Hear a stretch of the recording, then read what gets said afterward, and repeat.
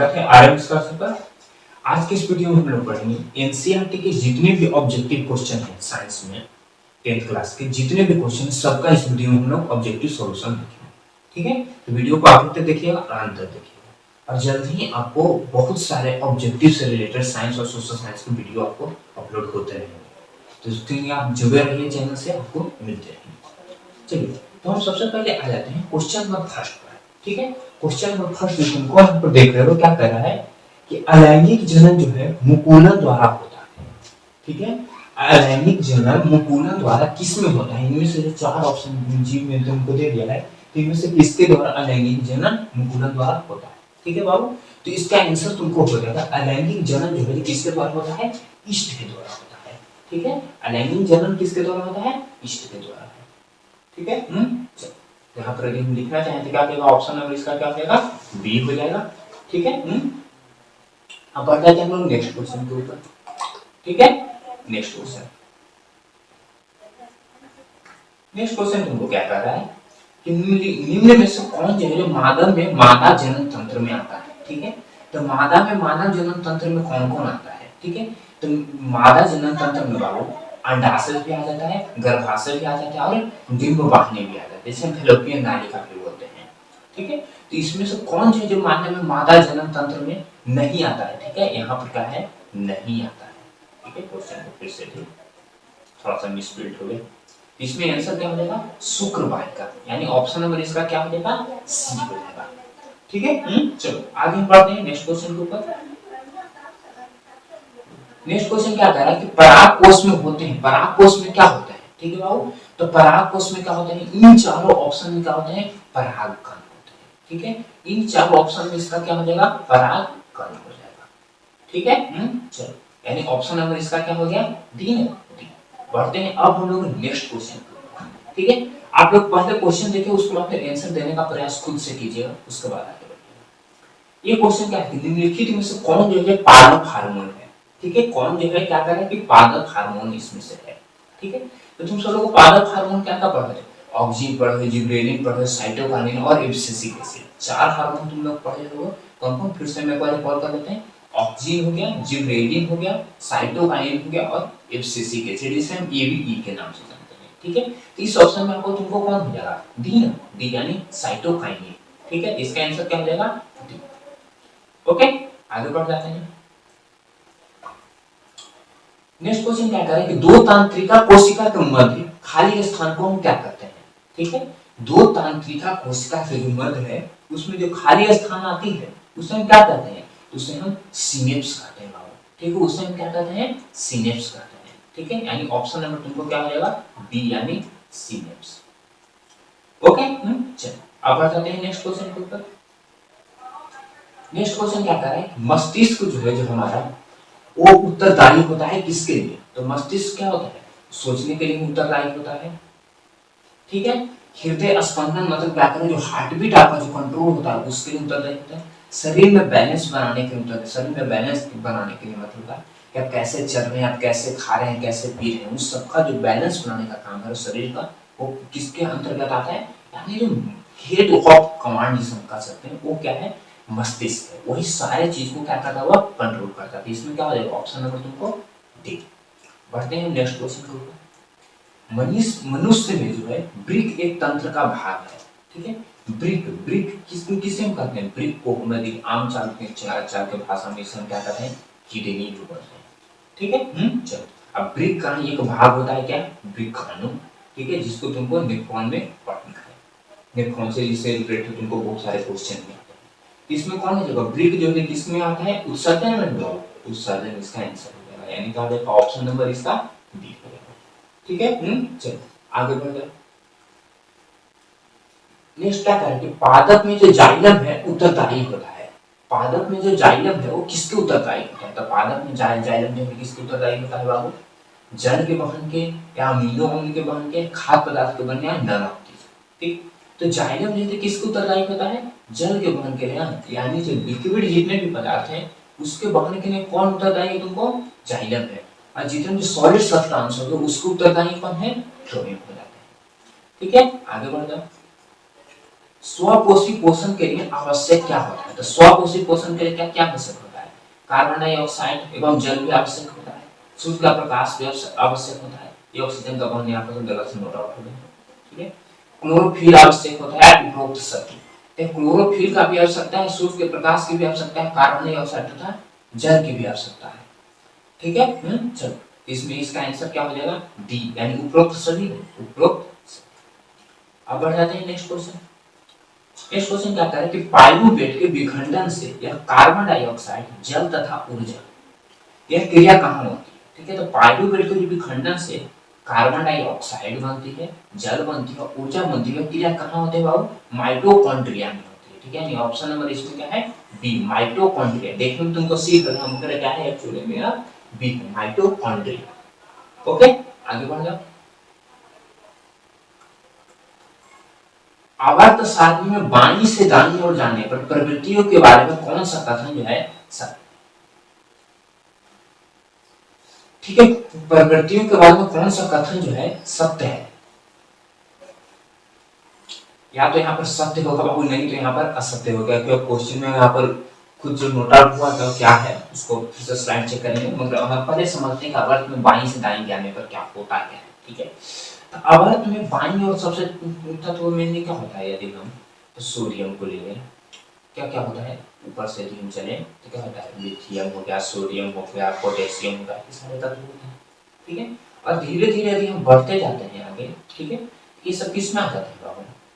ये सब जो तुमको है फर्स्ट वर्ग में आ जाता है, ये सब पहले आवर्त में, ठीक है। तो अब क्या कर रहा है कि बाईं से दाईं ओर हम बढ़ेंगे इधर ना, ठीक है। तो बाईं से दाईं ओर इधर हम बढ़ते चलेंगे, ठीक है। इधर बढ़ते चलोगे तो तुमको एल आएगा, फिर कार्बन आएगा, नाइट्रोजन आएगा, क्लोरीन आएगा, इत्यादि ये सारे चीज आते हैं, ठीक है बाबू, है। चल, तो अब तुमको देख लो, यहाँ पर तो तुमने लिथियम ले लिया, फिर बेरिलियम हो गया, ये सारे चीज आ गए। तो तुम ध्यान से देख लोगे तो लिथियम क्या होता है? धातु होता है। कार्बन क्या होता है? अधातु होता है, में पूर्णतः अधातु नहीं होता है। मगर नाइट्रोजन, क्लोरीन ये सब क्या होते हैं? अधातु होते हैं। यानी धातु यानी तत्वों की जो बाईं से दाईं जाने पर धात्विक प्रकृति क्या होती है उसकी? घटती जाती है ना। तो धात्विक प्रकृति उसकी क्या जाती है? घटती जाती है। पहला ऑप्शन क्या हो गया तुमको? सही। अब क्या करेंगे? संयोजकता इलेक्ट्रॉन की संख्या बढ़ जाती है, यानी संयोजी इलेक्ट्रॉन की संख्या। तो एनआई में संयोजी इलेक्ट्रॉन कितने होते हैं? 1। और क्लोरीन में संयोजी इलेक्ट्रॉन कितने होते हैं? 7। और इससे आप और आगे बढ़ी नेट गैस और उसमें क्या होता है? 8। यानी संयोजी इलेक्ट्रॉन की संख्या भी बढ़ रही है ना, तो भी ऑप्शन सही होगा। परमाणु आसानी से इलेक्ट्रॉन का त्याग करते हैं, तो परमाणु जो है आसानी से इलेक्ट्रॉन का त्याग कौन करेगा बाबू? त्याग करने वाला क्या होता है? इलेक्ट्रोपॉजिटिव यानी जो विद्युत धनात्मक तत्व होते हैं वो क्या करते हैं? अपना इलेक्ट्रॉन आसानी से त्याग कर देते हैं। इसमें से विद्युत धनात्मक तत्व कौन कौन है? सोडियम, लिथियम है, धातु हो जाता है जो विद्युत धनात्मक तत्व है। इलेक्ट्रॉन का त्याग ये सब आसानी से कर देंगे, ठीक है। मगर आगे बढ़ने पर क्या हो जाए? अधातु वाला तो वो सब इलेक्ट्रॉन का आसानी से त्याग नहीं कर देंगे। ऑप्शन क्या हो गया? गलत हो गया। इनके ऑक्साइड अधिक अम्लीय है, बात सही है बाबू। धातु ऑक्साइड जो होते हैं किस प्रकृति के होते हैं? क्षारीय प्रकृति के होते हैं। और धातु ऑक्साइड की प्रकृति क्या होती है? अम्लीय होती है, ठीक है। इसमें से यहाँ पर जो क्वेश्चन है क्या होगा? कौन सा कथन सत्य है? नहीं, कौन सा कथन क्या है? असत्य है। तो कौन सा कथन इसमें सत्य है? सी में, सी। आगे बढ़ जाओ। तत्व है एक्स एक्सएल, एक्स एक्सएल 2 है यहाँ पर शायद क्वेश्चन में। सूत्र वाला एक क्लोराइड बनता है जो एक ठोस है, इसका गलनांक अधिक है, आवर्त सारणी में तत्व संभवतः यदि एक्स एक्सियल मीटर में। तो अब यहाँ पर हम थोड़ा सा देख लो, यदि एक्स एक्सियल रहेगा तब क्या होगा? यदि एक्स CL2 रहेगा तब क्या होगा, ठीक है। यदि एक्स एक्सियल रहेगा तो एक्स का जो संयोजकता होगा यानी किस में आ जाएगा? जिसका चार्ज क्या होता है? +1। तो +1 वाला कैटेगरी में कौन कौन आ जाएगा तुमको? सोडियम आ जाता है, लिथियम आ जाता है, पोटेशियम आ जाता है, ठीक है। और यदि Cl2 रहेगा, ठीक है, यदि एक्स Cl रहेगा तो ए पार्ट हो गया। यदि एक्स Cl2 रहेगा, ठीक है, एक्स Cl2 रहेगा तब तुमको किस कौन कौन आ जाएगा? तुमको मैग्नीशियम आ जाएगा, कैल्शियम आ जाएगा, ए सारा, ठीक है। यदि तुमको यहाँ पर यदि क्वेश्चन में एक्स Cl दे दिया था तो इसका आंसर क्या हो जाएगा? Na हो जाएगा, ठीक है। और यदि तुमको क्वेश्चन में एक्स Cl2 दे देगा तुमको आंसर क्या हो जाएगा? Mg, ठीक है। ध्यान दे, आगे बढ़ते हैं। एथेन का जो आणविक सूत्र क्या है C2H6 है, तो इसमें कितने सत्संयोजक आबंध है? तो इथेन को जब भी बॉन्ड स्ट्रक्चर बनाएंगे तो क्या हो जाएगा, इथेन का ऐसे ही रहेगा, फिर H में तो इसका हम कितने बंध रहते हैं कि 1 2 3 4 5 6 7 गुण है, तो 7 गो आबंध बन रहे हैं।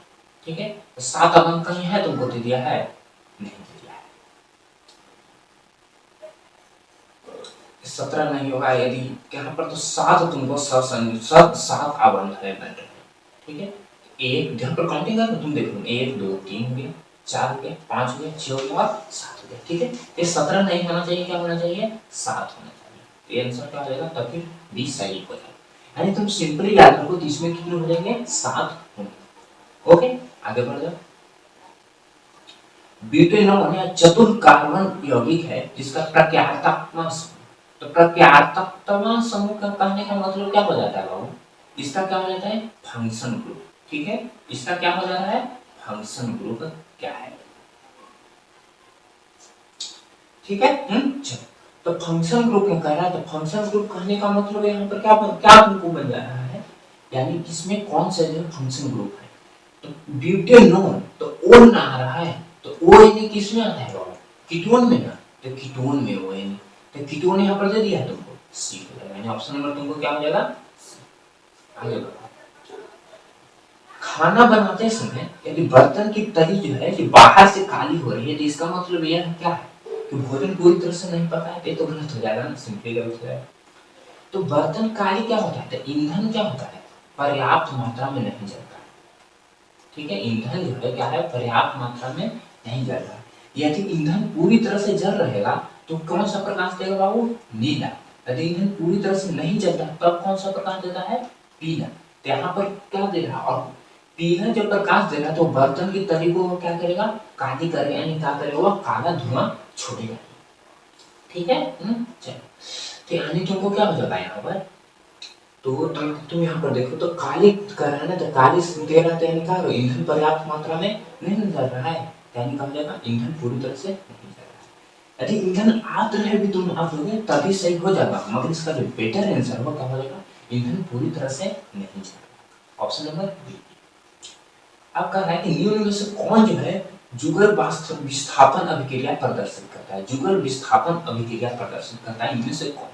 ठीक, तो कौन जो है, तो जुगल विस्थापन अभिक्रिया यानी क्या कर रहा है, डबल डिस्प्लेसमेंट। ठीक है, तो NaCl यहाँ पर हम सबको रिएक्शन से समझते हैं, तो NaCl प्लस कॉपर है ना, तो कॉपर जो है जो कभी NaCl को डिस्प्लेस कर ही नहीं सकता, और सिंपल डबल डिस्प्लेसमेंट कराते हैं तो हो, ये क्या है तुमको Mg है ना, तो MgCl2 होगा, तो MgCl2 और क्या कर रहा है, एल्युमिनियम, तो ये भी एल्युमिनियम भी Mg को डिस्प्लेस नहीं कर रहा है, FeSO4 प्लस क्या है सिल्वर, तो सिल्वर भी Fe को डिस्प्लेस नहीं कर रहा है, ये ऑप्शन का AgNO3 प्लस कॉपर, तो इसमें हो जाएगा बाबू, कॉपर जो है Ag को डिस्प्लेस कर देगा, यानी यहाँ प्रोडक्ट का बनेगा CuNO3 और Ag।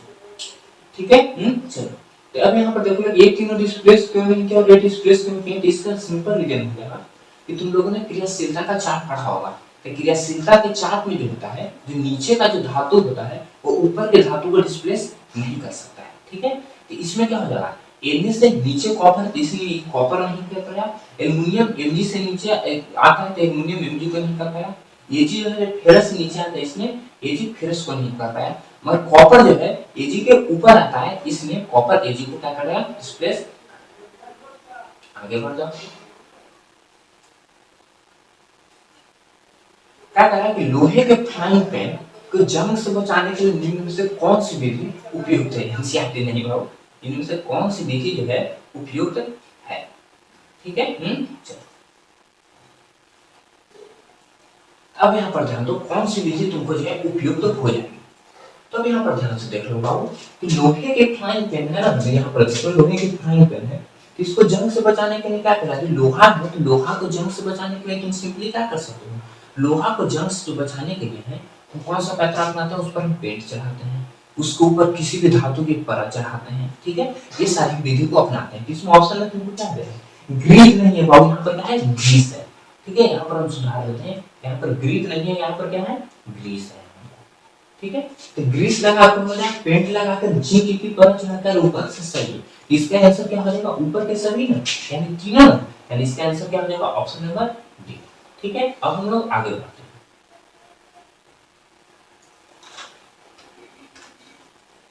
यदि तुम आगे बढ़ोगे तो क्या कहें कि कोई धातु जो है ऑक्सीजन के साथ अभिक्रिया कर उच्च गलनांक वाला यौगिक का निर्माण करती है। ठीक है, तो यह यौगिक जो है जल में विलय है।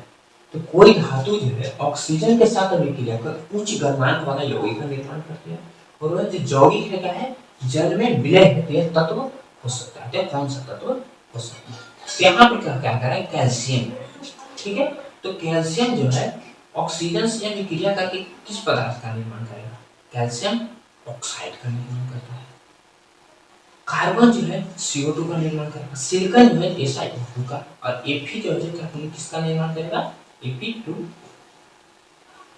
तो कह रहा है कि ऑक्सीजन के साथ यह अभिक्रिया करके उच्च घनत्व वाला, जिसका घनत्व क्या होगा, ज्यादा और क्या हुआ, जल में क्या हुआ, घुलनशील हो।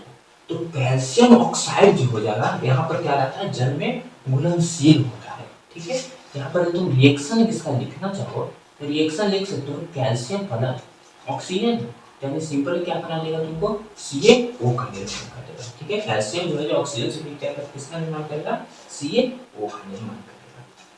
ठीक है, चलो इसमें जो ऑप्शन नंबर तुमको क्या हो जाएगा, ए तुमको ऑप्शन। आगे बढ़ जाते हैं,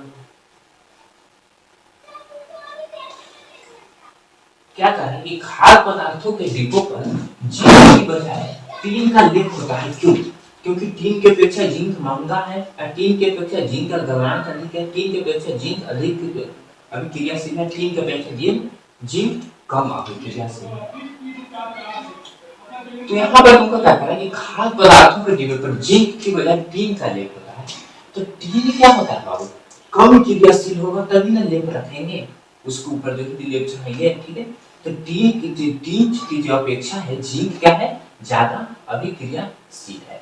ठीक है, टीन की अपेक्षा क्या है, जिंक जो है ज्यादा अभिक्रियाशील है। ठीक है, और टीन जो है जिंक से क्या है, टीन जो है जिंक से क्या है, कम अभिक्रियाशील, टीन है जो कम अभिक्रियाशील है, किससे, जिंक से। ठीक है, तो यानी क्या हो जाएगा इसमें, टीन की अपेक्षा जिंक अधिक अभिक्रियाशील भी ऑप्शन हो जाएगा। और क्या करें कि टीन की अपेक्षा जिंक अधिक महंगा है, तो भी ऑप्शन हो सकता है, मगर इसमें जो है ऑप्शन नंबर सी बेटर विकल्प। कोई विलयन जो है लाल लिटमस को क्या कर रहा हुआ, नीला कर, तो लाल को नीला कौन करता है, लाल को जो नीला हो कौन सा विलयन करता है बाबू, क्षारीय विलयन करता है। ठीक है, लाल को नीला कौन करता है, क्षारीय विलयन करता है। इसमें क्षार कौन हो जाएगा, 10 ना, यानी इसका ऑप्शन नंबर क्या होगा, डी। तुम जानते हो बाबू कि 7 से ज्यादा जिसका भी पीएच वैल्यू होता है वो किसमें आता है, क्षारीय में, और 7 से जिसका भी पीएच वैल्यू कम होता है किसमें आता है, अम्लीय में। ओके, आगे बढ़ जाओ। कोई विलयन जो है अंडे के पीसे हुए कवच से अभिक्रिया करके एक गैस उत्पन्न करता है जो चूने का पानी को दूधिया कर देते, इस विलयन में क्या होगा। ठीक है, कोई जो विलयन है जो अंडे के पीसे हुए कवच से, ठीक है, तो अंडे के पीसे हुए कवच में क्या होता है, CaCO3 होता है। अंडे के पीसे हुए कवच में क्या होता है, CaCO3 होता है। इससे अभिक्रिया करके क्या मुक्त करेगा बाबू, CO2 ना, क्योंकि चूने के पानी को जो दूधिया करने का काम करता है कौन गैस करता है, CO2 करता है। तो यहाँ पर CaCO3 दे दिया, यहाँ पर CO2 दे दिया, तो सिंपल है, मेटल कार्बोनेट जो है जो अम्ल से अभिक्रिया करके क्या करता है, CO2 गैस का मुक्त करता है। तो CaCO3 के बाद हम क्या लिखेंगे, Ac। यहाँ पर Ac तुमको कौन है, HCl ना, तो यहाँ पर इसमें क्या हो जाएगा, HCl तुमको। ओके, अब आगे बढ़ जाओ। NaOH का 10 ml जो है HCl के 10 ml विलयन से पूर्णतः उदासीन हो जाता है, और यदि हम NaOH के उसी विलयन का 20 ml ले तो उदासीन करने के लिए HCl के उस विलयन की कितनी मात्रा आवश्यकता होगी। ठीक है, तो यहाँ पर देखो तुमको क्या दे दिया है कि 10 ml को उदासीन करने के लिए कितना का जरूरत है, 8 ml का। तो एक को उदासीन करने के लिए 8/10, तो 20 को उदासीन करने के लिए क्या होगा, 8/10 गुना 20 ना, यानी क्या हो जाएगा 16। 16 ml, यानी ऑप्शन नंबर तुमको क्या आ जाएगा, डी ना, डी। आगे बढ़ जाओ। अपच का उपचार करने के लिए निम्न में से किस औषधि का उपयोग होता है? तो अपच का उपचार करने के निम्न में से किस औषधि का उपयोग होता है? अपच जब भी है तो तुमको क्या लेना पड़ेगा? एंटासिड लेना पड़ेगा। क्यों? क्योंकि अपच के कारण क्या होता है? एसिडिटी होता है। ठीक है, अपच का जो है कारण है क्या होता है? एसिडिटी होता है, जिसे हम हिंदी में क्या कहते हैं? अम्लीयता कहते हैं। ठीक है, इसको बचाने के लिए कौन आएगा? इसको बचाने के लिए एंटासिड आएगा। ठीक है, तो एंटासिड में क्या होता है? क्षारीय प्रकृति का होता है। ठीक है, तो एंटासिड का कौन कौन होते हैं? MgOH, कॉपर इत्यादि आता है। ठीक है, तो इसका ऑप्शन नंबर क्या हो जाएगा? तुमको सी हो जाएगा। आगे बढ़ जाओ। क्या कह रहा है कि निम्न में से कौन सा समूहों में केवल जैव निम्नीकरणीय पदार्थ है? तो जैव निम्नीकरणीय पदार्थ मतलब क्या है? उसका जो है अपने आप से क्या होता है? विघटन हो जाता है। ठीक है, इसमें कोई ऑप्शन डी नहीं है। तो निम्न में से कौन से ऑप्शन में क्या है? पुष्प हो गया, चमड़ा हो गया, पास की लकड़ी हो गया, प्लास्टिक हो गया, फलों के छिलके हो, केक हो गया और नींबू का रस हो गया। केक हो गया, लकड़ी हो गया, पास नहीं हो घास होना चाहिए। ठीक है, अब यहाँ पर देख लो, तो लकड़ी का भी क्या है? जैव निम्नीकरणीय क्या है? आप हो जाता है। फलों के छिलके है, केक है एवं नींबू का रस है। ये क्या है? केक है, लकड़ी है एवं घास है। तो इसमें क्या हो जाएगा? यहाँ पर पास नहीं है बाबू, यहाँ पर होना चाहिए घास होना चाहिए। ठीक है, हमको तो लग रहा है कि घास ही यहाँ पर होना चाहिए। तो क्या करें, क्वेश्चन को भी तो देखे नहीं है, सर हर जगह ऑप्शन में क्या हो जाना चाहिए? इसमें घास हो जाना चाहिए। ठीक है, तो किसको जो है जैव निम्नीकरणीय जो है हम कर सकते हैं? इसका आंसर जो है क्या हो जाएगा? तो यहाँ पर तुमको दे दिया गया है घास है, तो घास का भी विघटन हो जाता है, लकड़ी का भी विघटन हो जाता है, मगर प्लास्टिक का जो है विघटन नहीं होता है। ठीक है, तो यानी इसमें जो है प्लास्टिक वाला जो टर्म है यानी जो बी है, इसका विघटन नहीं होता। इसका आंसर क्या हो जाएगा? Option number B. ठीक है, आगे बढ़ते हैं। आहार श्रृंखला का निर्माण क्या करता है? इसे पास नहीं हुआ घास होगा। घास है, गेहूं है, आम है। घास है, बकरी है, मानव है। बकरी है, गाय है, हाथी है। घास है, मछली है, बकरी। आहार श्रृंखला का निर्माण करने का मतलब है कि एक दूसरे पर डिपेंड है। तो घास पर डिपेंड, बकरी जो है घास पर डिपेंड है, मानव है जो बकरी पर डिपेंड है। सारे मानव बकरी पर डिपेंड है, कुछ मानव जो बकरी पर डिपेंड है। इसलिए इसमें क्या हो जाएगा? ऑप्शन नंबर इसका बी। निम्न में से पर्यावरण मित्र कौन से कहलाते हैं? व्यवहार कहलाएंगे। तो बाजार जाते समय सामान के लिए कपड़े का थैला ले लेना, बहुत अच्छा प्लास्टिक का थैला नहीं ले लेना, नाम चाहिए, क्योंकि क्या है? जब निम्नीकरणीय पदार्थ है। क्या करेंगे? कार्य समाप्त हो जाने पर लाइट को, बल्ब और पंखे को बंद कर देना चाहिए, बहुत अच्छा है। स्कूटर से विद्यालय छोड़ने के बजाय तुम विद्यालय पैदल चल जाना, ये सही बात है। तो तीनों यहाँ पर हो जाएगा पर्यावरण मित्र का काम कर रहे हैं तुम, यानी कार्य उपरोक्त सही है option number D.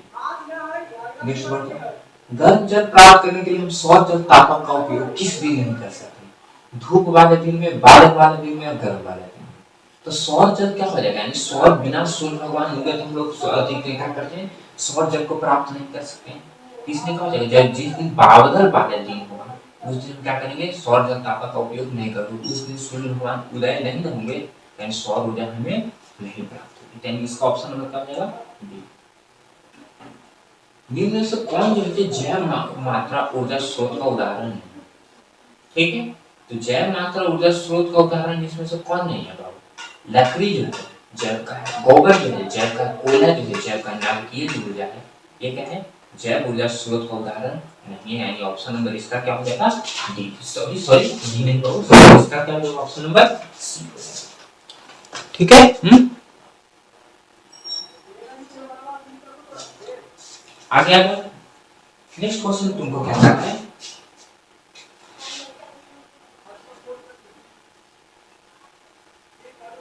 Next question है कि जितने ऊर्जा स्रोत हम उपयोग में लाते हैं उनमें से अधिकांश सौर ऊर्जा को निरूपित करते हैं। तो निम्नलिखित में से कौन सा जो ऊर्जा स्रोत है जो अंततः सौर ऊर्जा से जुड़ा हुआ नहीं? तो सारे ऊर्जा जो सौर ऊर्जा से जुड़े होते हैं, जिनमें से कौन जो ऊर्जा है जो सौर ऊर्जा से जुड़ा हुआ ही नहीं? तो भूतापीय ऊर्जा है जो सौर ऊर्जा से जुड़ा है। ठीक है,